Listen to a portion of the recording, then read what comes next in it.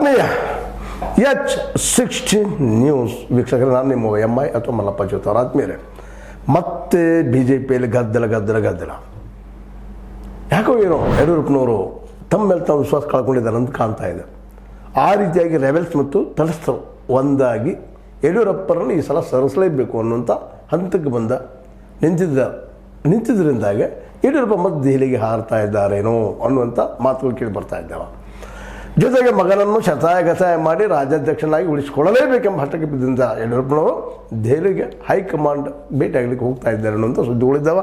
High command mostly ಅವ್ರಿಗೆ ಬಾ ಅಂತ ಹೇಳಿರ್ಬೋದು ಅಥವಾ ಇವರಾಗೆ ಭೇಟಿಯಾಗಲಿಕ್ಕೆ ಹೋಗ್ತಾ ಇರ್ಬೋದು. ಏನೂ ಇರಲಿ, ದೆಹಲಿಗೆ ಹೋಗಿ ತಮ್ಮ ಮಗನ ಡೆವಲಪ್ಮೆಂಟ್ಗಳು ಈ ಸಂದರ್ಭದಲ್ಲಿ ಏನಾಯಿತು ಎಂತಾಯಿತು ಅನ್ನುವಂಥ ವಿಚಾರಗಳನ್ನು ಹೈಕಮಾಂಡ್ ಮುಂದೆ ಸ್ವತಃ ಇಡುವಂಥ ಪ್ರಯತ್ನ ಮಾಡುವ ಸಾಧ್ಯತೆಗಳಿದ್ದಾವೆ. ಇದೊಂದು ರೀತಿಯಿಂದ ಯಡಿಯೂರಪ್ಪನವರ ಡೂ ಆರ್ ಡೈ ಸ್ಥಿತಿ. ಯಾಕಂದ್ರೆ ತಮ್ಮ ನಂತರ ತಮ್ಮ ಮಗ ಬರಲೇಬೇಕು ರಾಜಕೀಯಕ್ಕೆ, ಅವ ರಾಜ್ಯದ ನಾಯಕನಾಗಲೇಬೇಕು ಅನ್ನೋದು ಹಳ್ಳದಲ್ಲಿ ಅವರಿದ್ದಾರೆ. ಮತ್ತು ವಿಜಯೇಂದ್ರ ಅವರಲ್ಲೇ ಆ ರೀತಿಯ ಒಂದು ವಾಕ್ಚಾತುರ್ಯ ಆಯಿತು ಅಥವಾ ಜೊತೆಗೆ ಅವರ ಬಿಹೇವಿಯರ್ ಆಯಿತು, ತಪ್ಪುಗಳಂತ ಎಲ್ಲ ನಾಯಕರಲ್ಲೂ ಇದ್ದಾವೆ. ಅದ್ರ ಬಗ್ಗೆ ನಾವು ಯಾರು ಮಾತಾಡುವ ಅವಶ್ಯಕತೆ ಇಲ್ಲ. ಎಲ್ಲರೂ ಒಂದಿಷ್ಟೊಬ್ಬರಲ್ಲಿ ಹೆಚ್ಚು ಒಂದಿಷ್ಟು ಕಡಿಮೆ, ಎಲ್ಲರೂ ಒಂದೇ ಲೆವೆಲದ ನಾಯಕರು. ಇದರಲ್ಲಿ ಬಿಡ ಇಲ್ಲದೆ ಈ ಮಾತನ್ನು ಹೇಳಬೇಕಾಗಿದೆ. ಇನ್ನು ವಿಜಯೇಂದ್ರ ಅವರ ಪರ್ಟಿಕ್ಯುಲರ್ ಆಗಿ ಯಡಿಯೂರಪ್ಪನವ್ರ ಮಗ ಇರೋದ್ರಿಂದ ಒಂದು ಸ್ವಲ್ಪ ಪ್ಲಸ್ ಪಾಯಿಂಟ್ ಹೆಚ್ಚಾಗಿದ್ದಾವೆ. ಯಡಿಯೂರಪ್ಪನವರು ಆಲ್ರೆಡಿ ಈ ನಾಡು ಕಂಡಂಥ ಒಬ್ಬ ನಾಯಕ ಮತ್ತು ರಾಜ ಹುಲಿ ನಾವು ಕರ್ಕೊಳ್ತೀವಿ, ಇನ್ನೇನು ಕರೀತಾರೆ ಅವರ ಬೆಂಬಲಿಗರು. ಆ ರಾಜ ಹುಲಿನೋ ಮತ್ತೇನೋ ನಮಗೆ ಗೊತ್ತಿಲ್ಲ, ಬಟ್ ಆದರೆ ಒಬ್ಬ ಜನರಿಗೆ ಪರಿಚಿತವಾದಂಥ ವ್ಯಕ್ತಿ ಈ ಯಡಿಯೂರಪ್ಪನವರು ಕೇವಲ ಲಿಂಗಾಯತ್ ಲಾಬಿ ಅಷ್ಟೇ ಅಲ್ಲ, ಇನ್ನುಳಿದ ಕಮ್ಯುನಿಟಿಯಲ್ಲೂ ಸಹಿತ ತಮ್ಮ ಹೆಸರನ್ನು ಮಾಡಿಕೊಂಡಂಥವ್ರು. ಹೀಗಾಗಿ ಯಡಿಯೂರಪ್ಪನವರು BJPಗೆ ಅನಿವಾರ್ಯ ನಾಯಕ. ಇದರಲ್ಲಿ ಎರಡು ಮಾತಿಲ್ಲ. ಹೇಗಪ್ಪ ಅಂತಂದರೆ ಇವತ್ತಿನ ವಿರೋಧಿ ಬಣ ಆಗಿರ್ಬೋದು, ಅದೇ ಕಾಲಕ್ಕೆ ಅವರ ಅಲಿಪ್ತ ನೀತಿಯನ್ನು ಅನುಸರಿಸುವ ಅವರ ಇನ್ನುಳಿದ ಮಿತ್ರರಾಗಿರ್ಬೋದು, ತಟಸ್ಥ ನೀತಿಯನ್ನು ಅನುಭವಿಸುವಂಥವ್ರು ಅಥವಾ ತಟಸ್ಥ ನೀತಿಯನ್ನು ಅಳವಡಿಸಿಕೊಂಡಂಥವ್ರು ಇರ್ಬೋದು. ಅವರಿದ್ದಂಥವ್ರು ಹೇಗಾದರೂ ಒಟ್ಟಲ್ಲಿ ಅವ್ರಿಗೆ ಬೇಡ ಆಗಿದ್ದಾರೆ ಯಡಿಯೂರಪ್ಪನವ್ರು. ಇನ್ನೊಬ್ಬ ನಾಯಕ ಬರಲಿ, ನಮ್ಮಲ್ಲಿ ಯಾರಾದರೂ ನಾಯಕರಾಗಲಿ, ಒಂದೇ ಕುಟುಂಬದ ನಾಯಕ ಮುಂದುವರಿದು ಬೇಡ ಅನ್ನುವಂಥ ಒಂದು ಮನಸ್ಥಿತಿ ಭಾಳಷ್ಟು ಜನರಲ್ಲಿ ಇದೆ.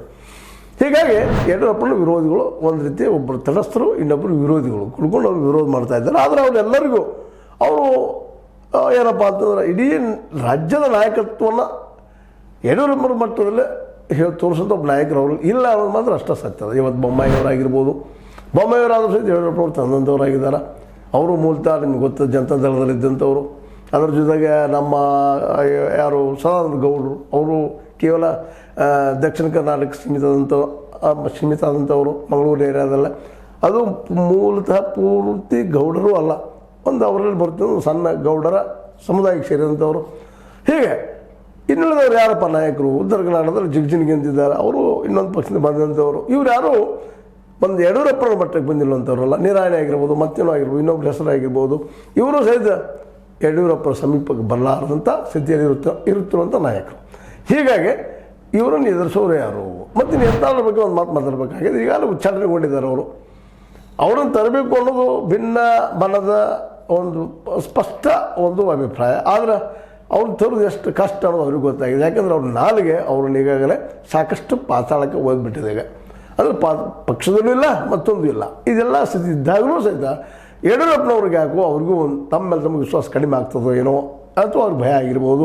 ಇವರೆಲ್ಲ ಕೂಡಿದ್ರು ನನಗೆ ಒಂದು ದೊಡ್ಡ ಶಕ್ತಿಯಾಗಿದ್ರೆ ನಿಲ್ಬೋದು ಏನೋ ಅನ್ನೋಂಥ ಭಯದಿಂದಾಗೆ ತಮ್ಮ ಮಗನನ್ನು ಉಳಿಸಿಕೊಳ್ಳೋ ಸಲುವಾಗಿ ಕೊನೆಯ ಹಂತದ ಪ್ರಯತ್ನ ಮಾಡ್ತಾ ಇದ್ದಾರೆ.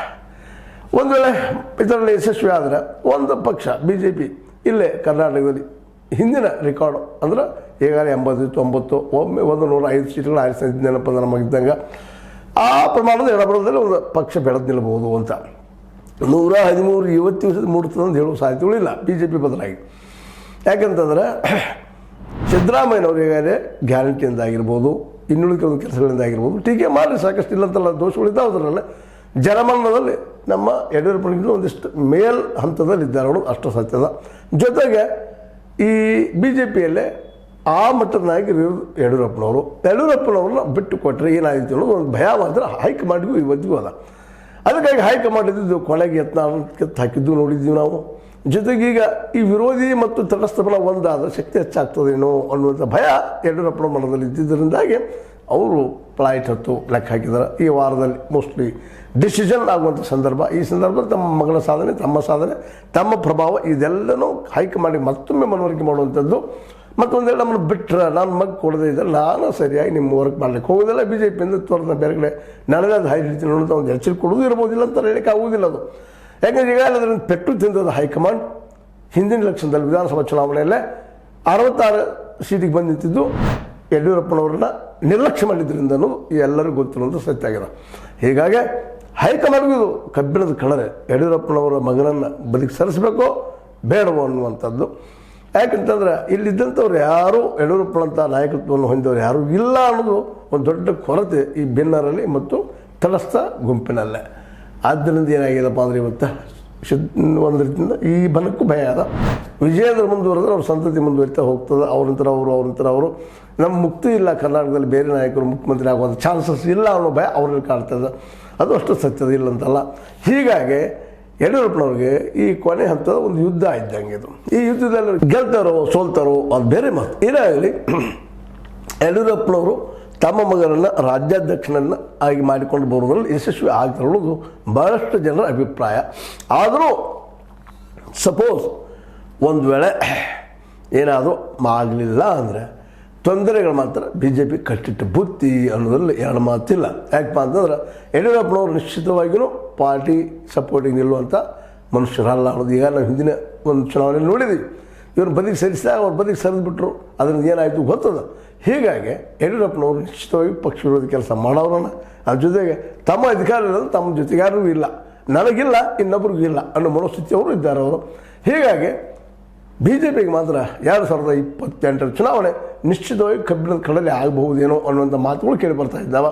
ಯಾಕಂದರೆ ಅವರು ಹಠವಾದಿದ್ದಾರೆ. ನಮ್ಮ ಯಡಿಯೂರಪ್ಪನವರು ಒಂದು ಸ್ವಾರ್ಥತ್ಯಾಗ ಮಾಡುವಂಥ ಮನೋಸ್ಥಿತಿ, ದೊಡ್ಡ ಮನೋಸ್ಥಿತಿ ಅವರಲ್ಲಿ ಇಲ್ಲ. ತಮ್ಮ ಮಗ್ಗಿಲ್ಲಪ್ಪ ಅದು ನಮಗಿಲ್ಲಪ್ಪ, ನಮ್ಗೆ ಬೇಡ ಅನ್ನುವಂಥ ಸ್ಥಿತಿ ಇನ್ನಾರಿಗೂ ಬೇಡ. ಸಿದ್ದರಾಮಯ್ಯರು ಯಾರು ಮಾಡ್ಕೊಂಡು ಹೋಗಲಿ ಅನ್ನುವಂಥದ್ದು ಈಗ ಅದನ್ನು ಆರೋಪಗಳು ಇದ್ದಾವೆ. ಸೊ ಯತ್ನಾಳು ಮಾಡ್ತಾ ಇದ್ದಾರೆ, ಇವತ್ತು ಮಾಡ್ತಾಯಿದ್ದಾರೆ. ಹೊಂದಾಣಿಕೆ ರಾಜಕಾರಣ ಅಂತೇಳಿ ಅದನ್ನ ಹೆಂಗಾದ್ರು ಅಂತೀರಪ್ಪ, ನಾವು ಹೊಂದಾಣೆ ಮಾಡ್ಕೊಂಡು ಹೋಗ್ತೀವಿ ಅಂತೇಳಿ ಕುಳಿತುಕೊಂಡು ಬಿಟ್ಟರೆ ಬಿ ಜೆ ಪಿಗೆ ಮಾತ್ರ ಮುಂಬರುವ ದಿನಗಳಲ್ಲೇ ಈಗಿರುವ ಸ್ಥಾನಮಾನ ಸಹಿತ ಉಳಿತದನ ಅನ್ನುವಂಥ ಒಂದು ದೊಡ್ಡ ಪ್ರಶ್ನೆ ಅದ. ಅದಕ್ಕೆ ಉತ್ತರ ಹುಡುಕುವಂಥ ಸಮಯ ಈಗ ಬಂದದ. ಅದೇನಾಗಲಿ, ಈ ಉತ್ತರ ಏನೂ ಇರಲಿ, negative or positive to the Yediyurappa. ಅದು ಮಾತ್ರ ಅವರ ಮಗನನ್ನು ಒಂದು ವೇಳೆ ರಾಜ್ಯಾಧ್ಯಕ್ಷ ಸ್ಥಾನದಿಂದ ಕಿತ್ತು ಹಾಕಿದರೆ ನಿಶ್ಚಿತವಾಗಿಯೂ ರೆಬೆಲಿಯನ್ ಆಗಿ ಯಡಿಯೂರಪ್ಪನವರು ಕಣಕ್ಕೆ ಇಳಿದ್ರೆ ಬಿ ಜೆ ಪಿಗೆ 2028 ಚುನಾವಣೆ ಮಾತ್ರ ನಿಶ್ಚಿತವಾಗಿಯೂ ಕಬ್ಬಿಣದ ಕಡವೆ, 2 ಅಕ್ಷರ ಇಲ್ಲ, ಎರಡನೇ ಮಾತಿಲ್ಲ ಅನ್ನೋದು ನಂಬಕಾಗ್ಯದ. ಒಂದು ವೇಳೆ ಅವ್ರು ಮೌನ ಇದ್ಕೊಂಡ್ರೆ ಏನೋ ಮಾಡ್ಬೋದು, ಬಟ್ ಇವನು ವಿರೋಧ ಮಾಡೋದು ಬಿಡೋದಿಲ್ಲ ಅವರು. ಯಾಕೆಂದರೆ ಅವ್ರ ಸ್ವಭಾವ ನಿಶ್ಚಿತವಾಗಿಯೂ ನನಗಿಲ್ಲ ಅದು ಇನ್ನೊಬ್ಬರಿಗಿಲ್ಲ ಅನ್ನೋದು ಇತಿಹಾಸ ಪುಟಗಳು ದಾಖಲಾಗಿದೆ. ಈಗ ಹೊಸದಾಗಿ ಏನಾದ್ರು ಬರೆದ್ರು ಬೈಬೋದೇನೋ, ಯಾರಿಗೆ ಗೊತ್ತು ಮುಂಬರುವ ದಿನದಲ್ಲಿ ಏನೇನು ಆಗ್ತದೆ ಅಂತೇಳಿ. ಆದರೂ ಯಡಿಯೂರಪ್ಪನವರು ಕೊನೆಯ ಪ್ರಯತ್ನ ಮಾಡ್ತಾಯಿದ್ದಾರೆ, ತಮ್ಮ ಮಗನ ತಾವು ಉಳಿಸ್ಕೋಬೇಕು. ಮತ್ತು ಹೇಗಾದರೂ ತನ್ನ ನಂತರ ಬಿ ಜೆ ಪಿ ನನ್ನ ವಾರಸ ನನ್ನ ಮಗನ ಬರಬೇಕು ಅನ್ನೋಂಥ ಒಂದು ಹಠ ಅವರು ಅದ ಅನ್ನೋದು ಈಗಾಗಲೇ ಹಲವು ಸಂದರ್ಭದಲ್ಲಿ ಕಂಡು ಬಂದಂಥ ಸತ್ಯ ಆಗಿದೆ. ಇದು ಮುಂದೆ ಏನಾಗ್ಬೋದು ನೋಡೋಣ, ಅದರಲ್ಲೇ ಏನಾಗ್ತದೆ ಅಂತೇಳಿ. ಆದರೂ ಇವತ್ತು ಯಡಿಯೂರಪ್ಪನವರ ದೆಹಲಿ ಪ್ರವಾಸ ಏನಾಗ್ಬೋದು ಅಂತ ಕೂತವ್ರು ಎಲ್ಲರಲ್ಲೂ ಅದ. ಅದರಲ್ಲೂ ಭಿನ್ನರಲ್ಲಂತೂ ಭಾಳಷ್ಟು ಅದ. ಯಾಕಂದ್ರೆ ಇವ್ರನ್ನ ಹೇಗಾದರೂ ಮನೆಗೆ ಕಳಿಸ್ಬೇಕು ಅನ್ನೋಂಥ ಹಠಕ್ಕೆ ಬಿದ್ದಂಥ ಈ ಭಿನ್ನರು ಎಲ್ಲ ರೀತಿಯ ಪ್ರಯತ್ನಗಳನ್ನು ಮಾಡ್ತಾಯಿದ್ದಾರೆ ಅನ್ನೋದು ಈಗಾಗಲೇ ಸ್ಪಷ್ಟ ಆಗ್ತಾಯಿದೆ.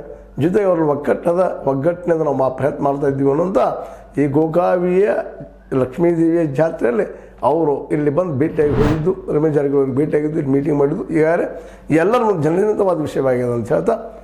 ಆದರೂ ಯಡಿಯೂರಪ್ಪನವರು ಇದರಲ್ಲಿ ಗೆಲ್ಲಬಹುದಾ ಅನ್ನೋಂಥ ಕುತೂಹಲ ಎಲ್ಲರಲ್ಲೂ ಅದ, ಸೋಲಬಹುದಾ ಅನ್ನೋದು ಕುತೂಹಲ ಅದ. ಏನಾದರೂ ಆಗಲಿ ಒಟ್ಟಿನಲ್ಲಿ ಬಿ ಜೆ ಪಿ ಒಳ್ಳೆಯದಾಗಲಿ ಅಂತ ಹೇಳ್ತಾ, ಇದು ನಿಮಗೆ ಲೈಕ್ ಆಗಿರ್ಬೋದು. ಲೈಕ್ ಮಾಡಿ, ಶೇರ್ ಮಾಡಿ, ಕಮೆಂಟ್ ಮಾಡಿ, ಜೊತೆಗೆ ಸಬ್ಸ್ಕ್ರೈಬ್ ಆಗೋದು ಹೋಗಬಾರ್ದು. ಯಾಕೆ ಸೆಕ್ಷನ್ ನ್ಯೂಸ್ ಆಗ್ತದೆ, ದೇಶ ತರ ಸತ್ಯಕ್ಕೆ ವಂದನೆಗಳು.